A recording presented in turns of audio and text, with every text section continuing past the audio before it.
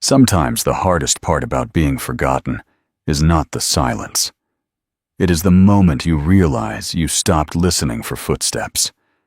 Out on the Wyoming prairie, a woman could work from sunrise to dark, and the world would never notice. The fence would stay mended. The cattle would stay fed. Smoke would rise steady from the chimney. And as long as everything looked the same from a distance, nobody would ride up to ask if she was still breathing. Emily Carter had learned that, slow and painful. The rain came hard that autumn afternoon. Not gentle rain, not the kind that taps soft against a window. It came heavy and angry, flattening the tall grass and turning the dry creek bed behind her barn into a brown river in less than an hour. She was already in the water when the first fence post snapped. The rope tore through her palms as the young steer lunged forward. Mud sucked at her boots, pulling her down with every step. The hemp burned deeper into skin, already split open from the morning's work. Her breath came fast and sharp. Cold water wrapped around her thighs and kept climbing. 30 head of cattle milled in the lower pasture. 30 head was everything she had left. Thunder cracked overhead. The sky turned dark as evening, though it was barely past noon. The creek swallowed the fence line, swallowed the haystacks, swallowed the path that led toward the road. She could run. The house stood on higher ground, dry, safe, empty. But the cattle were below, and if she lost them, she lost the farm. If she lost the farm, she lost the last piece of her husband that still felt alive. Emily waded deeper. Water hit her waist. Her dress dragged heavy. Her hands were numb now, but she kept pulling rope, looping it around a panicked steer's neck. The animal's eyes rolled white. Its hooves churned mud and water together into thick brown chaos. "Easy," she whispered, though her teeth chattered so hard the word barely formed. Rain stung her face. She tasted iron when she opened her mouth to breathe. Then she heard it. Hoofbeats. Through the curtain of rain, she lifted her head. Up on the ridge, where the grass was still dry and green, a rider sat on a sorrel horse, hat pulled low, oilskin coat dark with water, saddlebags heavy on both sides. He did not wave, did not shout, did not move. He just watched. Emily looked away first. They always rode on. She turned back to the steer and pulled again. Her palms screamed.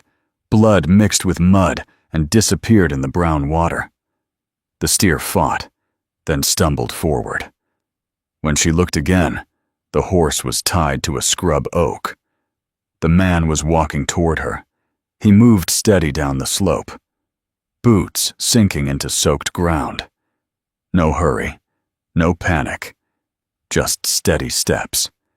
He stepped into the water like he belonged there. Stopped a few feet from her. She could smell horse sweat and leather and long days on the trail. He looked at her hands first, then at the rising water, then at the cattle. His eyes met hers. "Where's your place?" he asked. Not, "Can I help?" Not you, all right. Where's your place? The question caught her off guard. Emily lifted her chin toward the house on the hill, log walls barely visible through the sheets of rain. He nodded once. "Best save what's yours then." He moved past her before she could answer. Grabbed the rope trailing in the current. His hands worked quick and sure, the kind of hands that had done this 1,000 times. He started up the slope. The steer followed. Emily stood there shaking in the cold water. Then she grabbed another rope. Together they worked without speaking, driving cattle up through mud and rising current, crossing back and forth between pasture and hill. The rain did not stop, but there were 2 of them now. When the last of the herd reached high ground, Emily turned toward the barn. water wrapped around its walls. "No," she breathed. She splashed back down the slope. The barn doors were half underwater. She forced one open. Brown water rushed inside. Hay floated in broken clumps. Tools scattered across the floor. Her milk cow stood in the far corner, pulling against her tether, eyes wild. Emily pushed through waist-deep water. "Easy now," she said, voice low and steady like her husband had taught her. The stranger came in behind her without asking what to do. He grabbed what tools he could reach: hammer, coil of wire, harness straps. Emily untied the cow. The animal balked. The current shoved against them both. She leaned into the water and kept talking. One step, another. The cow followed. They crossed what used to be a creek and felt more like a river. Water pressed hard against her ribs. Her legs trembled from cold and exhaustion. The stranger moved ahead, angling across the current instead of fighting it. By the time they reached the porch, the valley floor had disappeared under brown water. Everything below the house was gone. Emily tied the cow to the rail with shaking fingers. Lightning flickered across the flooded land. The stranger stood beside her, dripping, breathing hard, hat streaming water. He should have left before the storm trapped him. He did not. Emily opened the door. Warm lamplight spilled onto the porch. "There's coffee," she said. And for the first time in 3 years, she stepped inside knowing she was not the only one crossing the threshold. Morning came gray and quiet, like the storm had used up all its anger in the night. Emily woke on her pallet near the stove. Her dress was stiff with dried mud. Her hands throbbed where the rope had torn them open. For a moment she forgot he was there. Then she heard the steady sound of boots outside. Measured steps. The creak of fence wire being tested.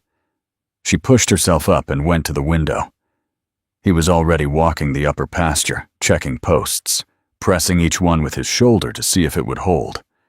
The cattle were spread across the hill, grazing like nothing had happened. The valley below was still a wide sheet of brown water.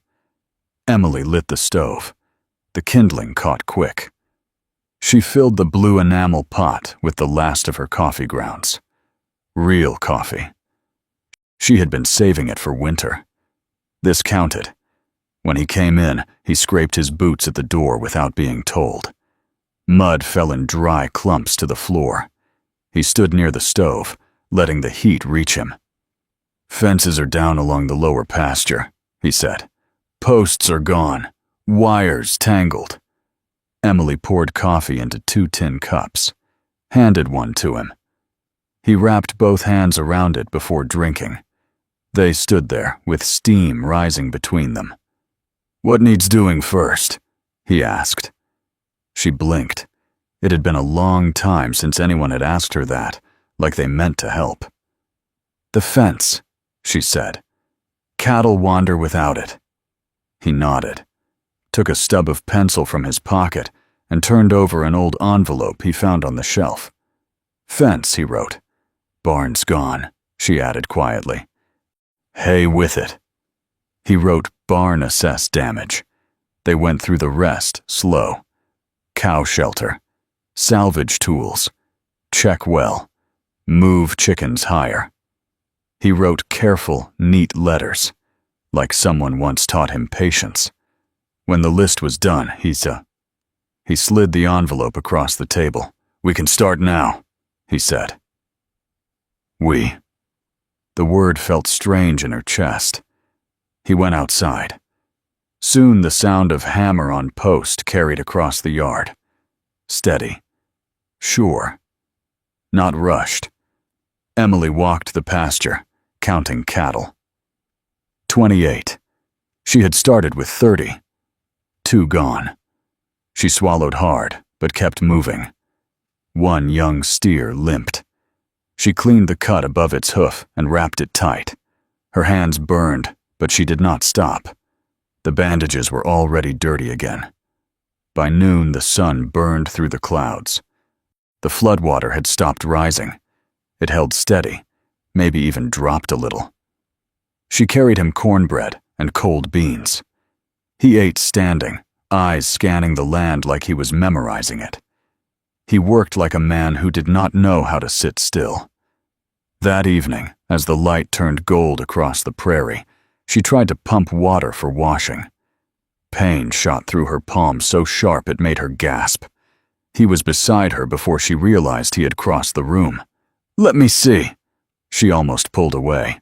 Nobody had held her hands in 3 years. He turned her palm up, gentle but firm. The rope burns were red and angry. Dirt ground deep into torn skin. "These need tending," he said. He warmed water on the stove, mixed it with carbolic, cleaned each cut, slow and careful. The sting made her breath hitch, but she did not complain. His hands were scarred too, white lines across knuckles, thick calluses from rope and reins. But his touch was steady. When he wrapped her palms in clean linen torn from an old sheet, something in her chest tightened. "Should have done this yesterday," he muttered. "Ain't nobody here to see them?" she answered. He met her eyes. "I see them." The words landed heavy. They ate in silence after that. Later, when the fire burned low and darkness pressed against the windows, she spoke without planning to. "After my husband died," she said, staring at the stove. "Neighbors came. Said if I needed anything, just ask." She swallowed. I waited. The cabin creaked in the wind. I stood on that porch every evening, thinking someone might ride up. Help with fence, with hay, with anything. She laughed once, short and bitter. Nobody came. He did not interrupt. "After a while," she said softer, "I stopped expecting them to." Silence stretched between them. He leaned back in his chair.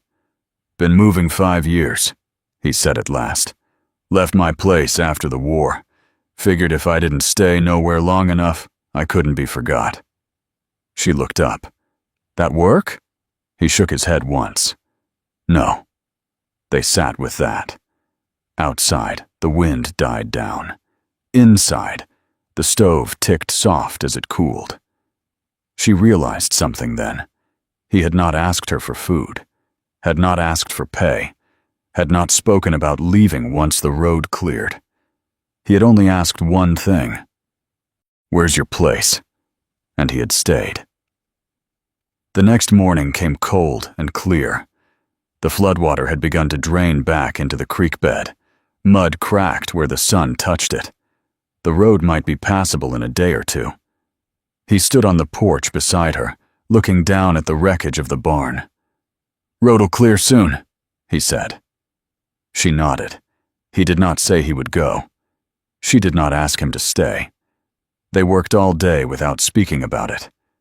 By evening, the lean-to for the cow stood solid against the house wall. The upper fence line was mended strong. As the sun dipped low, painting the sky orange and red, she stood beside him on the porch. The land looked wounded, but alive. She felt the old fear creeping back in. Once the road clears, she thought, he'll ride off like the rest. Her throat tightened. Before she could stop herself, she turned to him. "How long you planning to stay?" The question hung there in the fading light. He did not answer right away. The wind shifted across the prairie. Finally, he looked at her, steady and quiet. "Road might clear in a day," he said, "but that ain't what you're asking." She held his gaze. "No," she said. He looked out over the pasture again, then back at her. "If you'll have the help," he said slowly, "I can stay a while." The air felt different after that, not lighter, but steadier, like something had shifted that could not be undone. And for the first time since the day her husband was lowered into the ground, Emily Carter did not feel like she was standing alone against the wide Wyoming sky. The road cleared 2 days later, By then, the mud had hardened into cracked earth.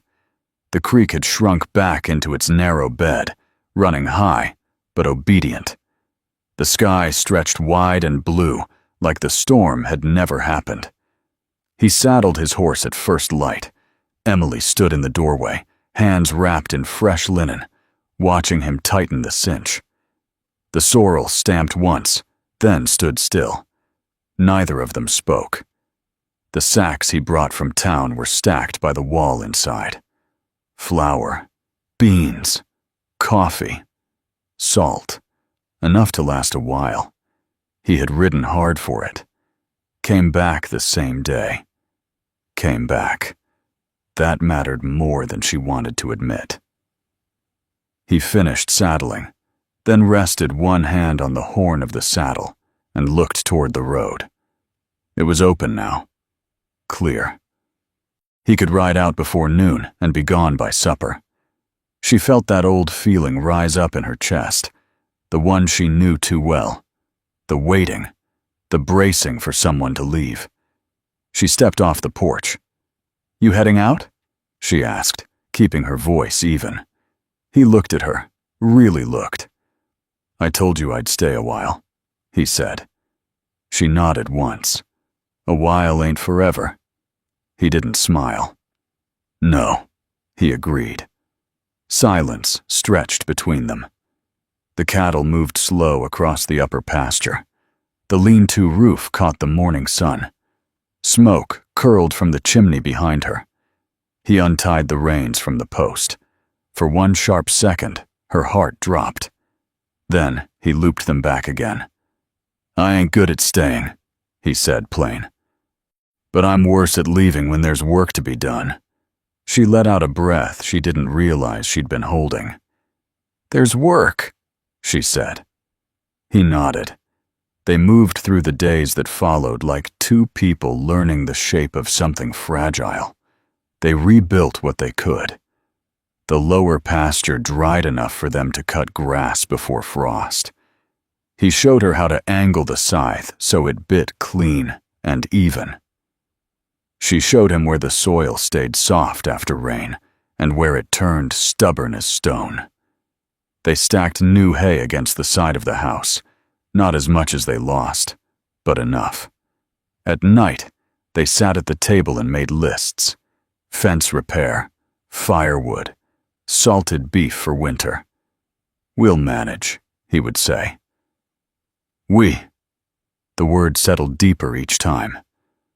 One evening, as the first frost touched the grass silver, she found him standing at the edge of the lower pasture. He was staring at the place where the barn had stood. "I keep seeing it upright," she said, coming to stand beside him. "The way it was." He nodded. "Hard to let go of what you built." "It wasn't just the wood," she said softly. "It was the years." He looked at her then. "You still got the years," he said. "They didn't wash away." She swallowed. It wasn't the barn she had been grieving all along. It was the waiting, the standing on the porch for someone who never came. They built a smaller shed before the first real snow. It wasn't grand, just straight posts, strong roof, walls tight against the wind. When they set the last board in place, he stepped back and looked at it. "Reckon it'll hold," he said. "It will," she answered. Winter came slow that year. Cold settled over the land like a blanket. The prairie turned pale and still. Smoke rose steady from the chimney most days.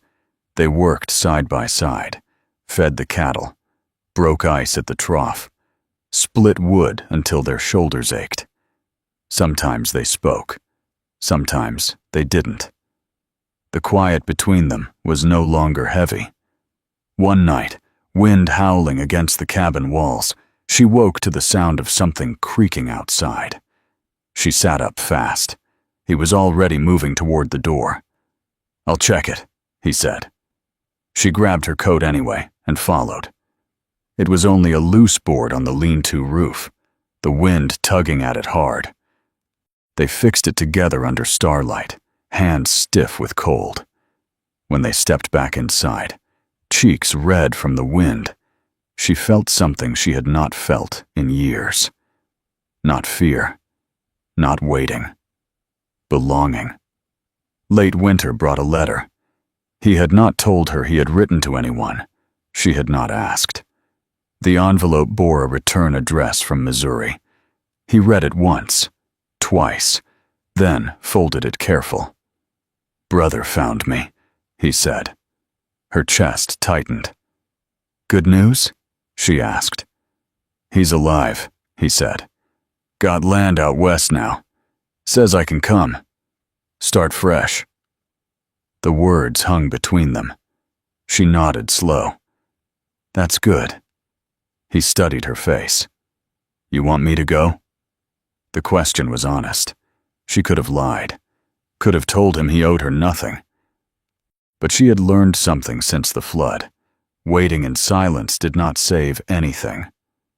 "I want you to stay," she said. The wind moved across the prairie outside. Gentle now. He stepped closer. "I ain't promising forever," he said again. "I don't know how." "I ain't asking for forever," she answered. "Just don't leave because you're afraid to be wanted." He held her gaze. Then he nodded once. "I'll write him back," he said. "Tell him I found my place." Spring came with green, pushing up through the thawing earth. They planted oats in the lower field, repaired the last stretch of fence, moved the cattle down to fresh grass. One morning, as sunlight spilled gold across the prairie, she stood on the porch and watched him walk the pasture. He was not watching the road anymore. Neither was she. The land looked different now, not because the scars were gone, but because they had built over them. The barn was smaller. The herd was smaller. The future was uncertain. But when she stepped inside the cabin and set 2 plates on the table without thinking, she realized something simple and steady. She was no longer waiting for someone to come. Someone already had. And he had asked one question that changed everything. "Where's your place?" Now she knew. It was here. And she was not forgotten anymore.